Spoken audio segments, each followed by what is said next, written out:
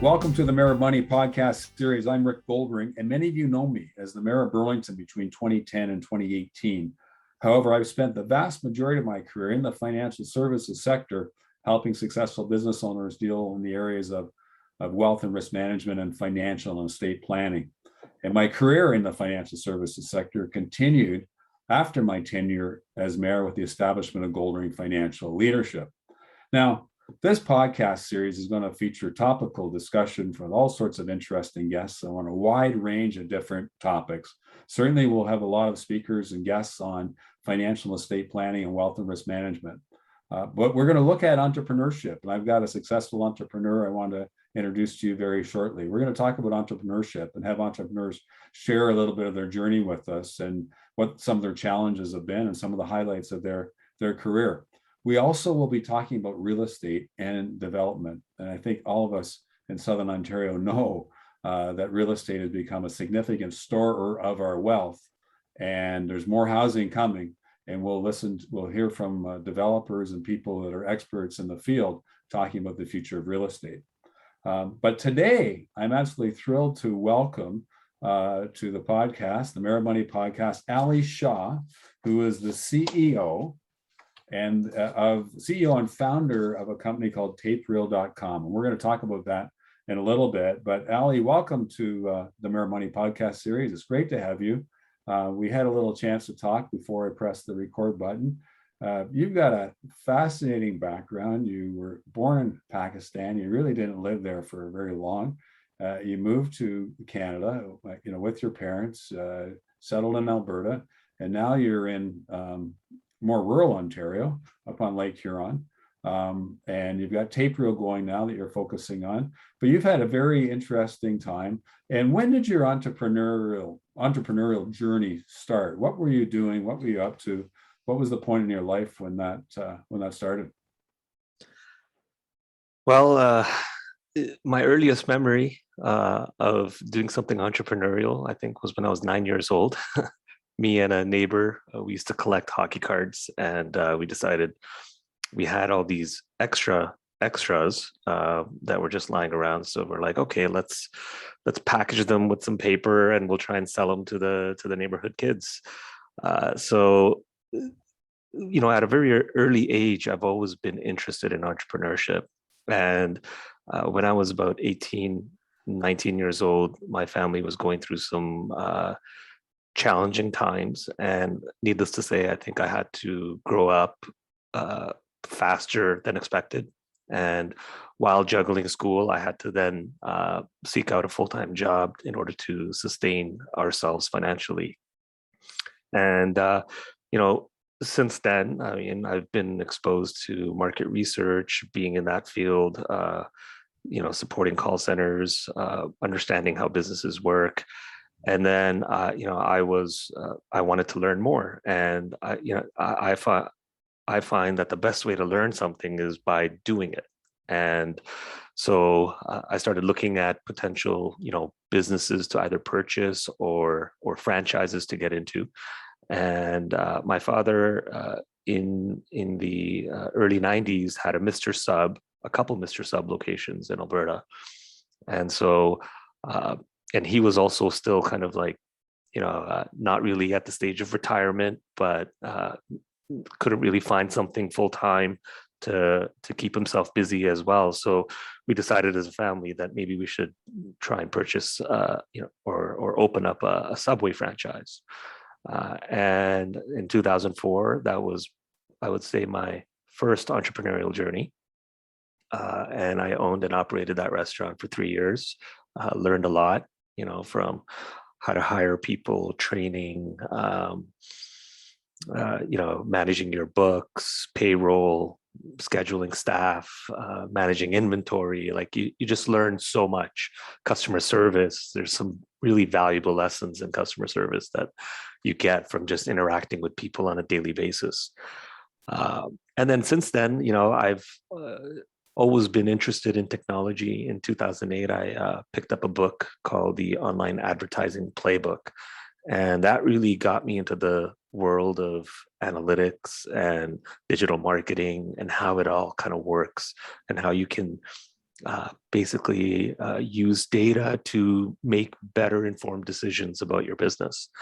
And since then, I've just been, I've consulted with over 24 companies. I've worked at 18 different organizations. So, I've been exposed to a lot of different verticals, a lot of different businesses, and all of that, I think, has led me to where I am today, where I'm now, fully immersed in launching my own startup, as you mentioned, Tape Reel.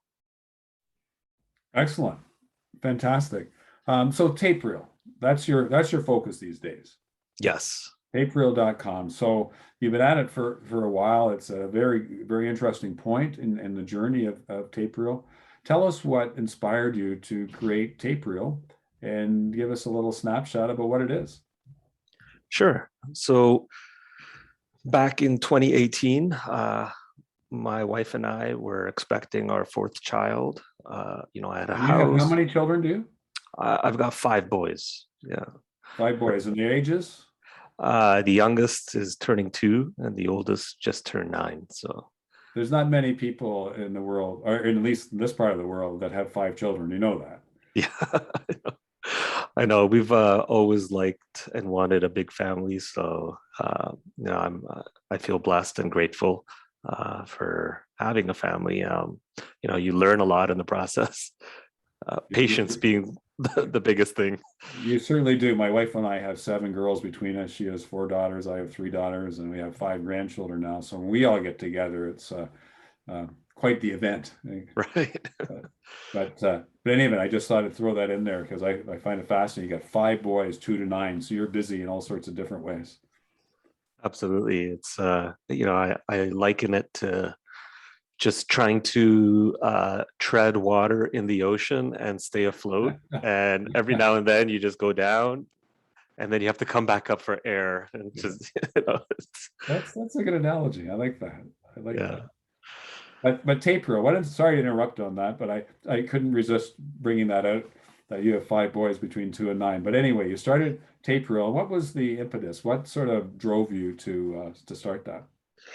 Yeah. So I was going through a pretty dark period in my life. I mean, optically, everything looked like it was fine. I had a house, I had a couple cars, I had a beautiful family, I had a good paying job, but yet I was not feeling like I was satisfied with life. And I felt like I had achieved all these milestones, and kind of felt lost as a person. And so I decided to take a sabbatical, and I actually traveled to South America for a couple of weeks, where I got to spend time in Ecuador and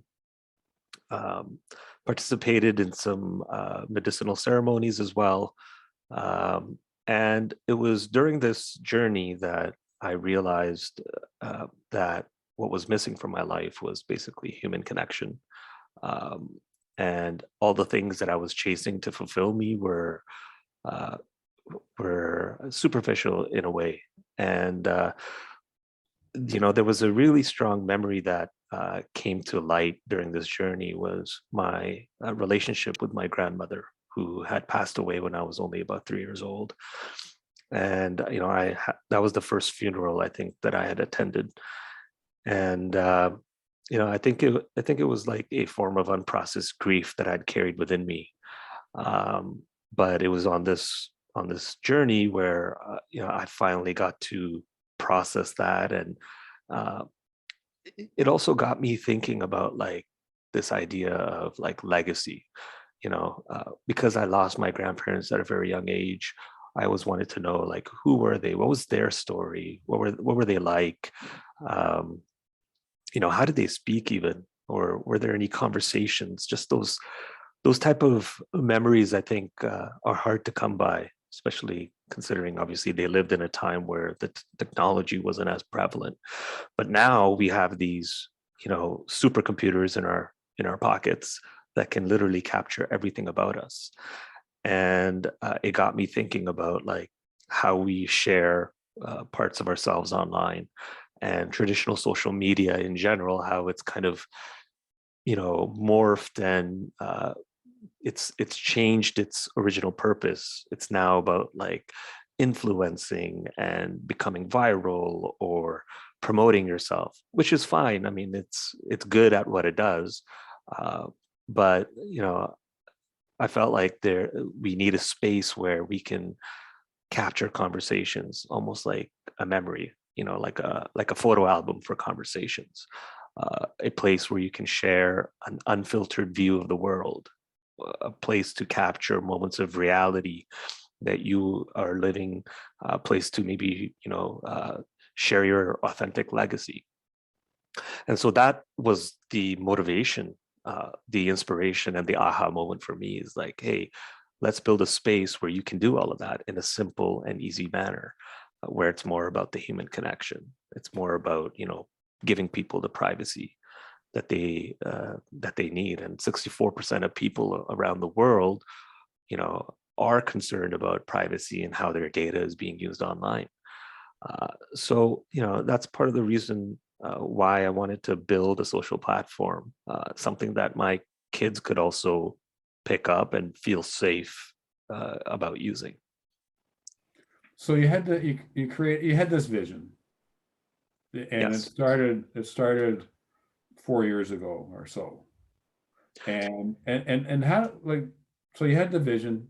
Um, you look back at the progress that you've made. I mean, obviously there were some bumps along the way. It wasn't simple or easy, I'm sure, to get to No. where you are. Yeah. But you had the vision, you could see it, and you still can you can see it very clearly now what success looks like. Um, and what kept you, what keeps you going? What keeps you inspired? Well, first and foremost, entrepreneurship is not easy. It is really hard work, and it is also rewarding as hell. Now, the best way that I like to describe the feeling is it's being a parent myself. I mean, it's like parenting. You've got a baby and it keeps you up at night.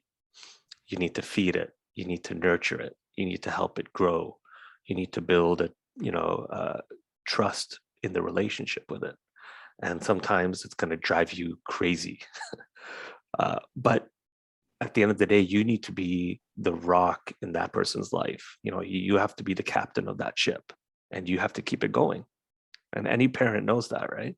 It's the same thing with startups and entrepreneurship. I think you quickly learn what it means to be a leader. When things aren't going well, when challenges come up, you need to keep yourself motivated, and moving with purpose and direction, and not just yourself, but your entire team. And so I think the most important thing is to just believe in your vision, believe through all the highs and lows that North Star is going to keep you going, and for yourself and for your team. It's something that I struggle with all the time. There's this term called imposter syndrome. And for those who don't know what that means, it's loosely defined as doubting your ability, and feeling like a fraud, or finding difficulty in accepting your accomplishments, or whether or not you are even deserving of those accomplishments. And I've felt imposter syndrome throughout this journey. There are times where people will, give me feedback about the platform, and they'll say, well, Instagram has this, or TikTok has this, and you don't have this. And, they have engagement. What do you have? Like, so dealing with that, doubt is such a challenge. And, truth be told, it's hard to feel pumped all the time. Right. Sometimes you'll start second guessing your decisions, and it can have a ripple effect on the team. Your management style can come into question. Maybe you're not going to appear decisive. Yeah, you have self-doubt. And yeah, sometimes I think self-doubt is probably a bigger killer of startups than even product market fit. It's and fighting through that is a big challenge. I try to balance everything as much as possible in my life, and I look at it as, uh, one day at a time. That's the only way for me to approach this. Right. Is if I get caught up in what other people are doing or comparison, and um, you know, yes, it's important to have goals and milestones that you want to achieve, but in order to move the needle, you just have to focus on today, and it's just a matter of just chipping away. Uh, as a startup or as an entrepreneur, when you're new to the market, you're showing up with a butter knife while other people have axes to cut a tree. And so it's sort of like the tortoise and the hare, right? You just have to keep your knife and just chip away every single day. So speaking of chipping away, you've done a lot of chipping away for the last 3 years with Tape Reel, and you've made fantastic progress. And yes, it's not a straight line. We know that it's not a straight line. But you're at an interesting point with Tape Reel right now, and you're pushing forward. You're looking for investors, but in a very unique way. Can you tell us about that and your association with a company called Equivesto? Absolutely. So I, I'm a person of color, and I know that it's not easy being an entrepreneur and then also being a person of color on top of that. And so raising funds for your startup is quite challenging. That's what I learned while being out there trying to pitch to people, and then seeing other people getting funded and all that sort. So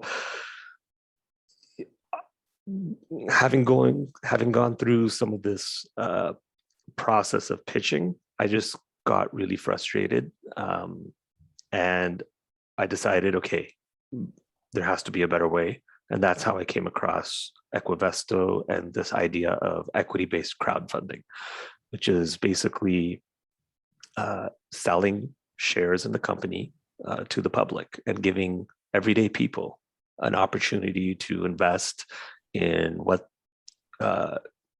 they believe in and what you also believe in.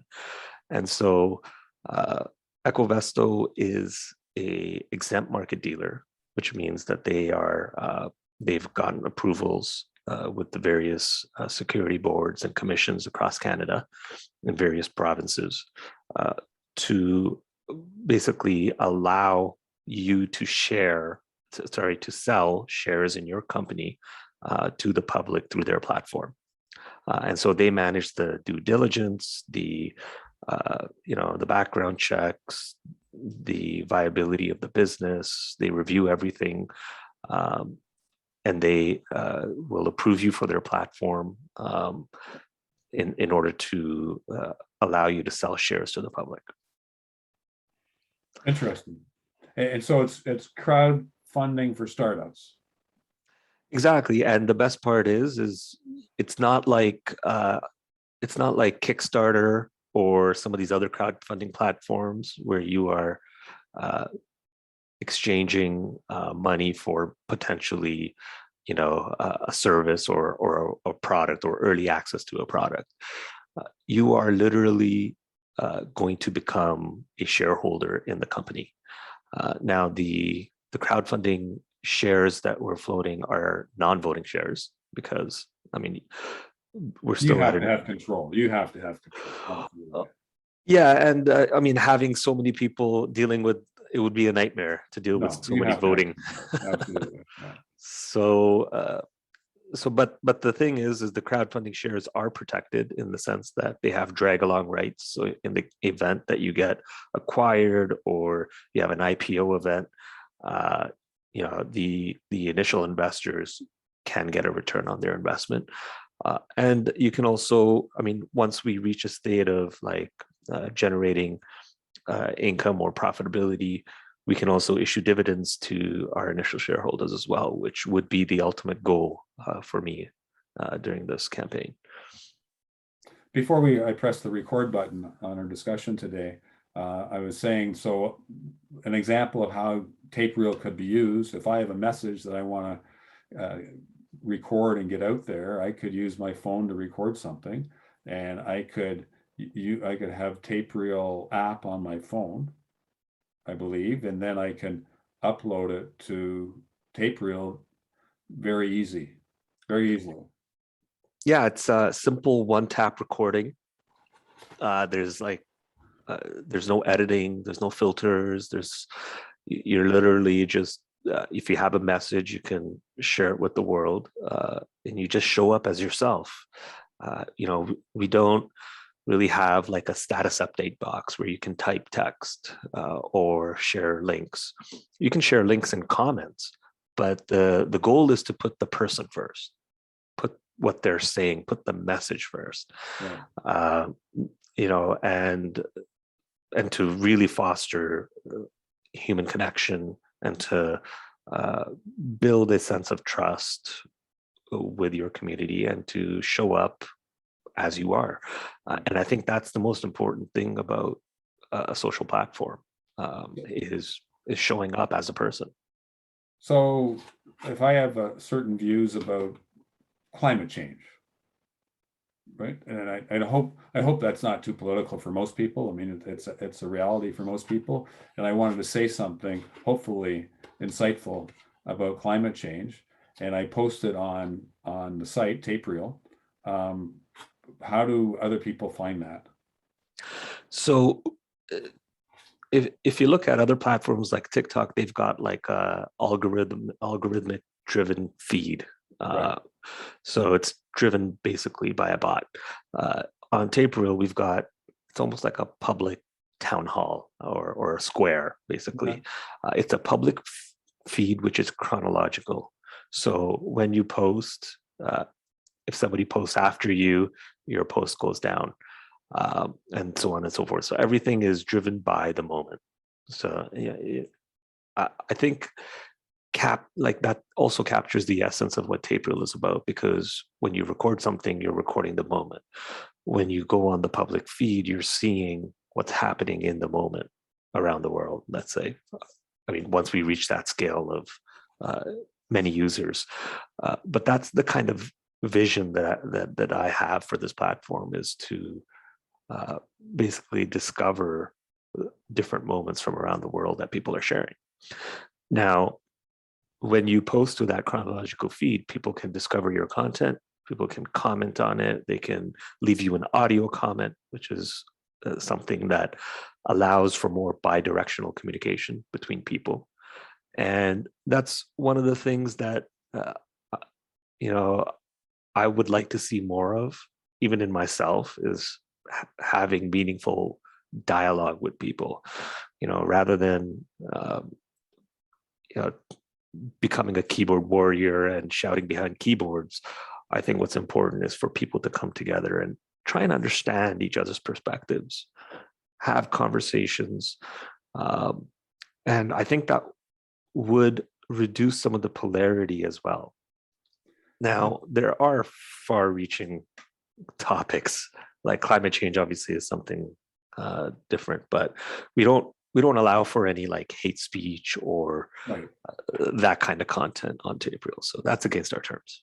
So do you see the potential for collaboration? Because really some of the challenges that we have in the world, in certain parts of the world, aren't going to be solved by somebody pontificating and casting their view that it has to be done a certain way, that you need to have engagement, you need to have dialogue, you need to have collaboration. Do you anticipate that your site could be used for that?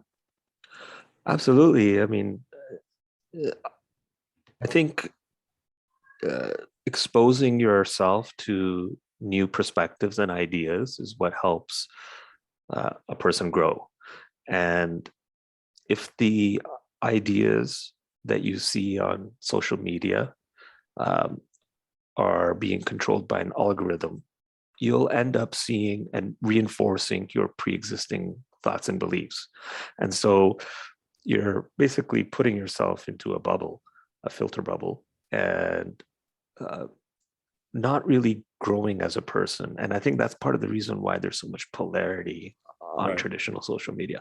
But in a way, that's also part of the reason why they have that, is because that's what drives people crazy online. Yeah, yeah. And Yeah, yeah, it's like the newspapers. If it bleeds, it leads, right? I mean, it's you want to. It's like they want to stir up controversy because it creates more engagement. and as a result of that, they can serve more ads because that is their business model. Our business model is different. We don't have any advertising at this time. We do plan to have an advertising model in the future, but it would be with the consent of the community and with the consent of people willing to share their data. It's not, we don't mine your personal data. We're not, like, even when you sync your address book, or you want to see who else in your address book is on TapeReel, we don't store any of that information on our servers. It's literally just a check to see who you might know to connect, and that's it. And so having those, I think, privacy standards is important. And I mean, that focus on human connection and dialogue, I think, is very important.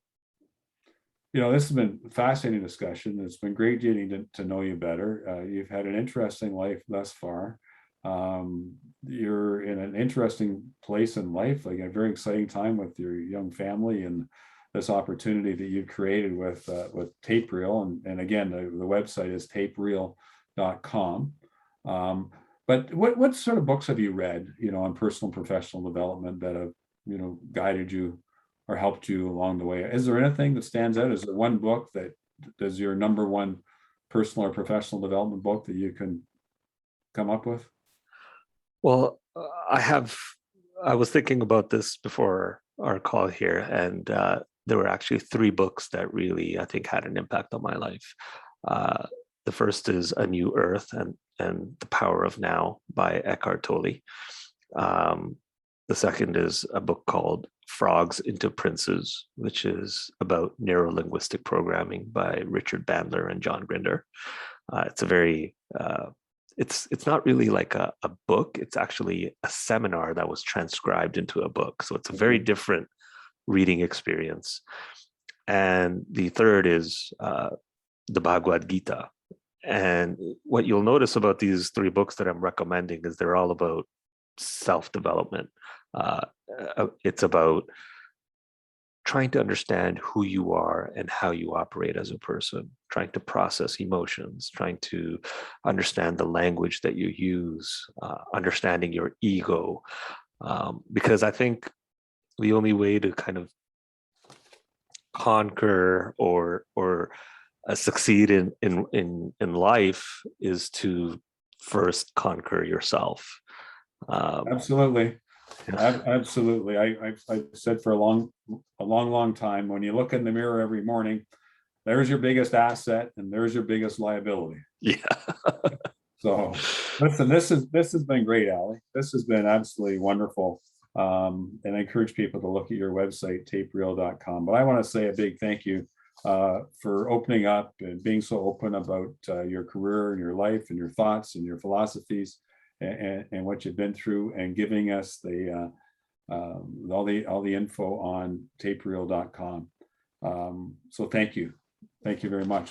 Thank you, Rick. Thank you to everybody that's watched or listened to us today on the podcast. And I want to let you know, if you have any suggestions of future guests or future topics you want me to cover, please get in touch with me. I'm an easy guy to find.